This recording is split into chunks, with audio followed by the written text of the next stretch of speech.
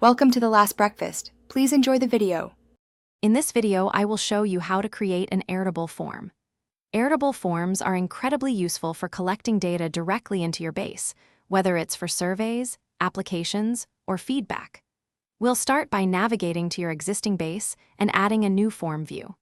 This process is straightforward and takes just a few clicks to get started, making data collection simple and efficient for everyone involved. Now, let's design your form fields. You can easily add and arrange fields by dragging and dropping them from your table onto the form canvas. Customize each field type, choosing from options like short text, long text, dates, or single select. Remember to mark any crucial fields as required to ensure you always gather the essential information you need from every submission. This step is key to a well-structured form. Once your form is designed, it's time to share it with your audience.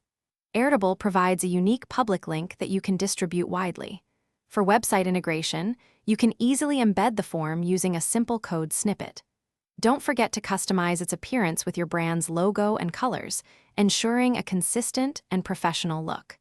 Sharing your form is quick, allowing you to start collecting data almost instantly. Finally, let's talk about managing your submissions and leveraging automation.